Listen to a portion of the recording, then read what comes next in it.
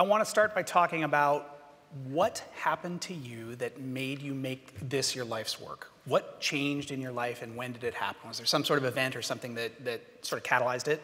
So I come from a family that spends a lot of time in the out of doors and has for multiple generations. And one of the things I did was work in Alaska when I was in my early 20s, just for a summer. But I traveled all over the state, and I thought it was the closest that I could get as an American to what the United States looked like before Europeans showed up. And in 2006, I took my family there to see the exact same thing, to let them see how incredibly rich the land is, how incredibly exciting it is to see that kind of untouched America. And what we saw was that the exact same places that I'd seen in 1981 were melting so fast, so obviously, and in such huge size that it completely freaked me out. And I thought, wow, this thing that I totally love is definitely being destroyed. And what a great chance to throw a punch to try and stop that and try and preserve the thing that I care about, I thought my kids would care about, and that people in my family have cared about for a long time. So you started in doing activism and talking about the issue, and then about a year and a half ago, you founded an investment company that specializes in climate. What happened in the business landscape between when you had that realization and last year that made you want to do this? What's changed? Well, two things changed. It wasn't just the business landscape. I think we won the argument, basically, that climate change was happening, that it was critical that we respond to it, and that America needed to lead on this. And I think that as a result of that, we moved from what I thought of as the argument stage in America, like, do we have to do this, to, okay, we have to do this, how are we going to do it? And capitalism scales. Capitalism can take it fast, big, in a way that can change the world. And that's why I decided to do Galvanize as a company investing in climate solutions. What do you think changed? Why do you think we won the argument? What happened? Is it enough people having that same experience? I mean, I know in the Bay Area, after the Orange Day, everybody sort of freaked out. Suddenly everybody's the thing that we have on our side is the facts. And those facts show up all the time. You know, a friend of mine just went to New Zealand, I think 2 weeks ago, and New Zealand had said, a 1,000-year flood in New Zealand is 4 inches, so we should prepare for 4 inches. But they built the seawalls for 8 inches because, let's face it, the world is changing. We should be very careful. It was a 24-inch flood. The facts are coming in this world, whether it's New Zealand or Pakistan or California or Texas. The facts are coming in, and you can't, nobody wants to destroy the world. So when you're investing in startups and young companies, what are you bullish on? What are you looking for, and what areas are you most interested in? Well, let me say this. This is not just about startups. Right. I try and break this down into what I think of as innovation, which is new ideas. And that you can break down into, straightforwardly the 6 parts of response, which is, transportation, electricity, agriculture, manufacturing, the built environment, and sequestration. I said that fast, but I'm just saying there are big verticals that you can focus on with results. But the other question is, in the near term, are we going to take the technologies we have and deploy them in a way that changes the trajectory of the natural world and for all of us going forward? So it's not just startups. It's a continuation of impact from the smallest companies to the biggest companies and the hugest projects. There is definitely a growing criticism as a lot of tech investors have gotten into the space that they only want to bet on the big things, the fusions of the world, right? The sort of silver bullet solutions. What do you think about that criticism? I mean, there's the argument we already have everything that we need. All we need to do is deploy it. Okay, so let's just take fusion as an example before I answer Matt's very good question. Yeah. There are 12 companies really trying hard to get nuclear fusion. And I think the people who are invested in it, I've been invested in nuclear fusion since 2006 personally. I think people who are optimistic about the huge impact that fusion can have believe that impact will show up in a significant way in 2040, just to put it in context. That is a very good outcome for the world. So when you think about what we're going to do in the interim, we cannot wait for nuclear fusion to save us. We need to deploy the existing technologies. But let me bring, and of course there's a whole bunch of other technologies that we're developing that are fantastic too. But let me just give you one idea. There's an old saying, if you want to manage it, you have to be able to measure it. And I always say to people, okay, my jacket. What's the carbon footprint of my jacket? Nobody knows. No one knows the carbon footprint of everything. So the first thing I'd say to you is, yeah, we have a whole bunch of gimmicks and solar panels and electric vehicles that change this, but where is the measurement so we have a strategy to change it? So if you're running a business, if you're running this building, you know your carbon footprint, so you can start to go like, man, this carbon footprint's way too big. We need to do the following 5 things.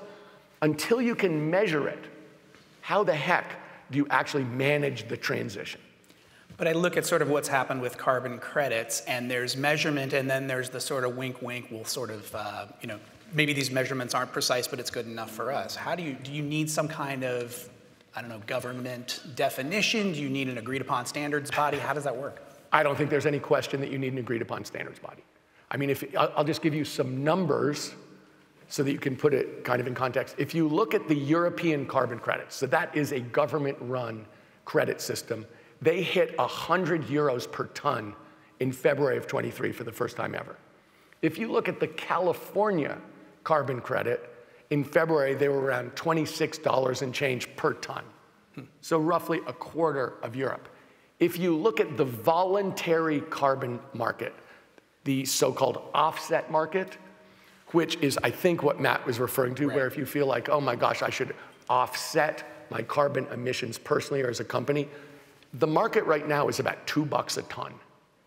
The implication, maybe those tons haven't been measured as carefully as they are in California or Europe. So of course, we need somebody verifying that it's a change, that it's permanent, that there's not a ton of leakage. Are you invested in carbon capture? What do you think? Is that going to be necessary in this century? So let me just, there's a difference between what I would describe as carbon capture and sequestration. So carbon capture is the idea that as you emit, you actually capture the CO2 emissions and then stick them in the ground, pipe them to someplace and stick them in the ground permanently. Most of this is actually used, to the extent the CO2 is used, it's for enhanced oil recovery. I think 60% of CO2 emissions that are recovered and used are used for enhanced oil recovery. The government is giving, remember those dollar per ton numbers I gave you? The federal government is giving $130 to $180 a ton subsidy for direct air capture to see whether in fact that will work.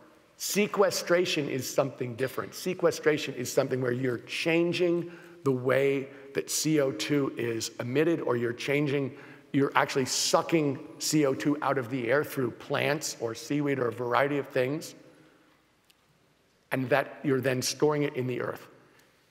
Ultimately, if we measure this accurately, we should be able to sit here and say, if it's a commodity, and you can measure the taking of CO2 out of the air and permanently sequestering it, it should just be like everything else. Like a barrel of oil this morning in West Texas Intermediate was $76 a barrel. Okay, that means you're not going to be able to sell it for $80, and you're not going to be able to buy it for $70.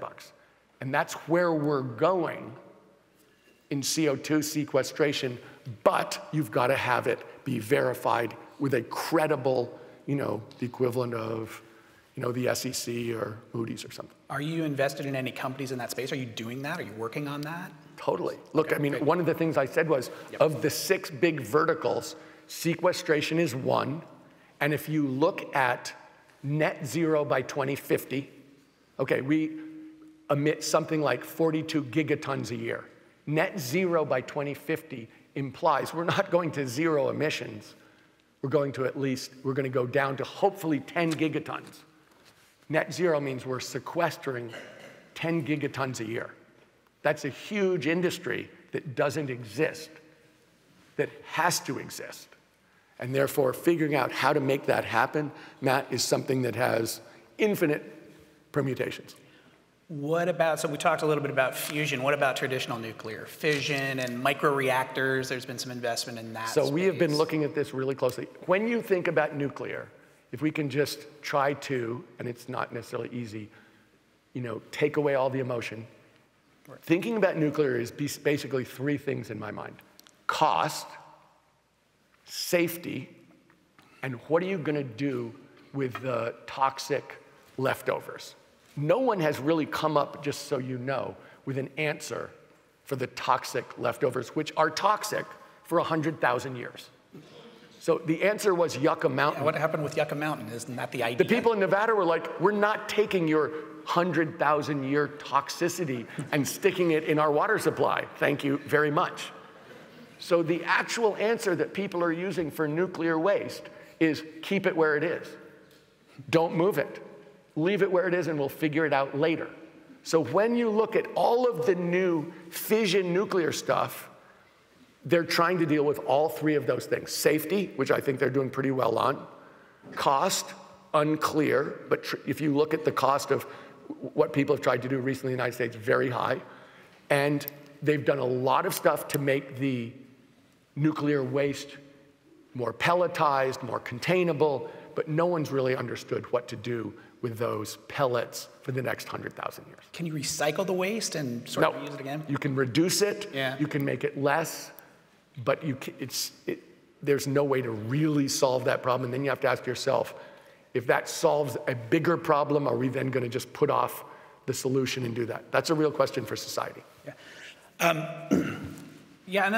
So another question is, I think there's a kind of a criticism of the United States as a country that no longer builds things. And so, we don't build enough housing, we don't build enough roads.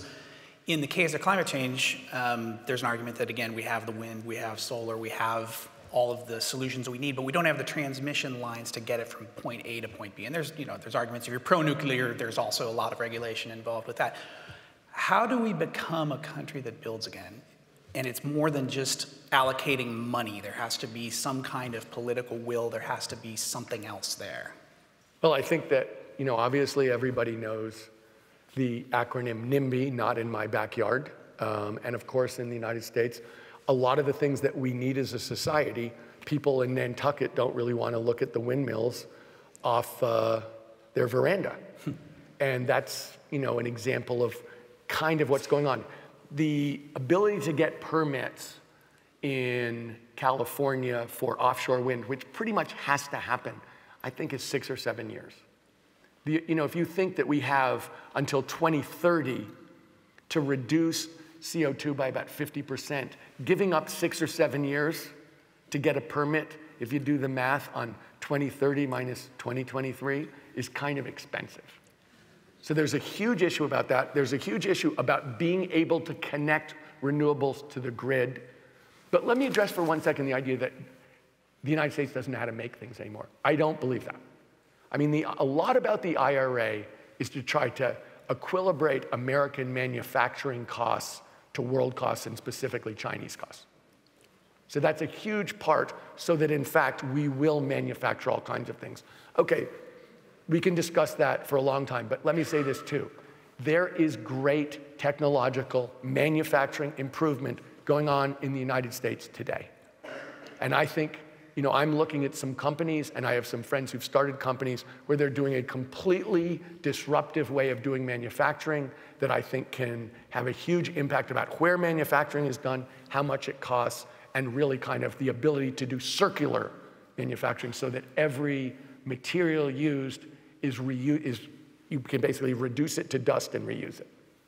So I think that we're going to see, for a whole bunch of reasons, a huge rebirth of manufacturing in the United States. The question is, do we have the people to do it? And that's a different question. A big part of the impact of the IRA is we're going to create millions or tens of millions of jobs. Okay, and who is going to take those jobs? Especially since a lot of them require a heck of a lot of training. That's a real question for our society, too. When you are looking at your investments, is there anything you say absolutely not? Hard pass? Doesn't have positive climate impact, we absolutely won't do it. If you walked into our office and said, no question, this is 100 to 1, I won't even cast aspersions on any investment areas, but if we can't show in numbers a significant climate improvement, we won't make the investment, period, at the end.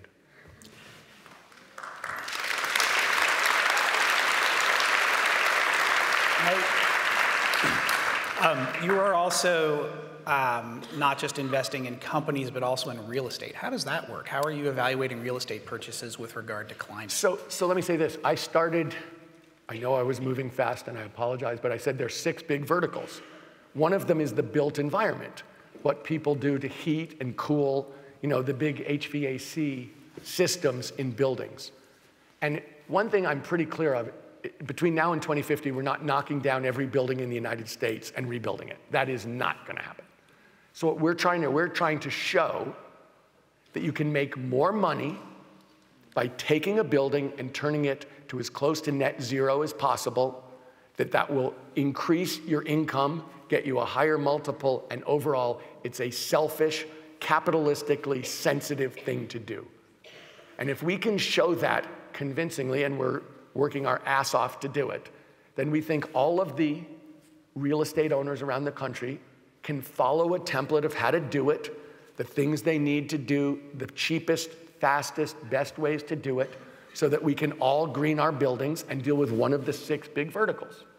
And so a lot of this is, we want to be transparent about the things we come up with, because our goal is to have impact, and we understand that part of impact is substance, and part of impact is explanation and telling a story so people can all go, okay, I'm going to do that too, and I'm going to make more money because I'm a capitalist. That's our goal.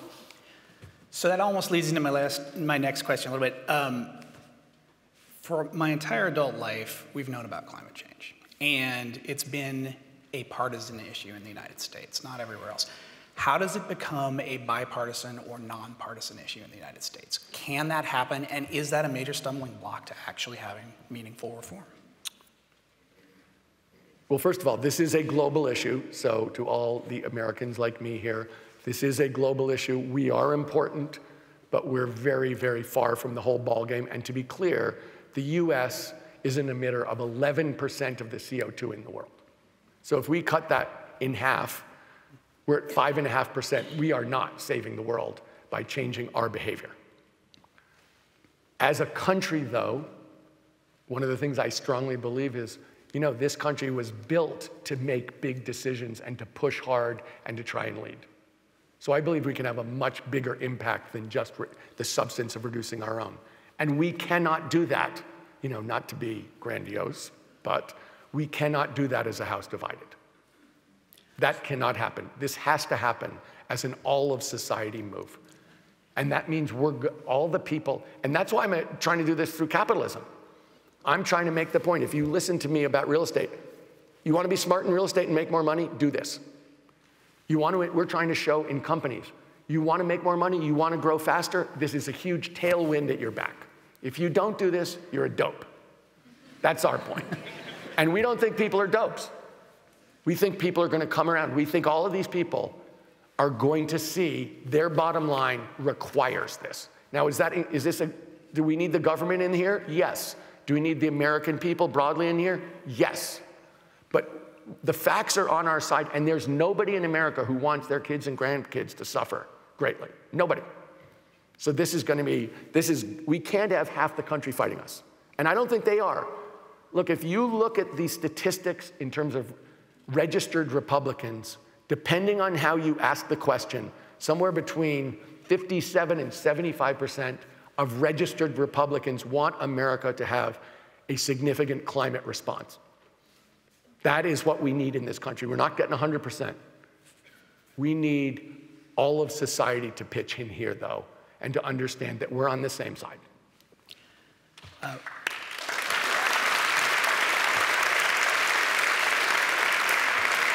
Got time for one more very quickly. Are you generally optimistic? Are we going to make it to 1.5? Are we going to make it to net zero by 2050?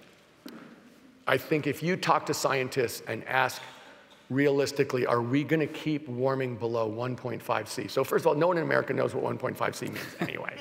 Nobody. Second of all, no scientist thinks we're keeping it below 1.5 C. I think the odds are 50% that we go through that in the next 5 years. So the idea that we're going to meet the UN target that they made up one time in a measurement nobody in the United States understands, the real question to me is going to be this. At what point do we as a society decide that this is how we redefine who we are as a country, who we redefine kind of how we relate to each other and the government and the rest of the world, and how does the rest of the world decide? Because it's not just us who want our kids and grandkids to live in a safe, healthy world. So does everybody else. And so overcoming our divisions and actually understanding that this is a way to, our goal is to go to the rest of the world and say, it's cheaper to be clean. It's better business to be clean. It's in your interest. You're not doing us a favor. You're doing yourself a favor. And that's why I'm trying to do what I'm doing. Because that's, I believe, what capitalism does. It scales. It moves fast, it can become ubiquitous. And that's what we need. We need people around the world to say, it's common sense. We're never gonna have copper wire in our phones, but we are gonna have cell phones all over the world. That's what we need in climate.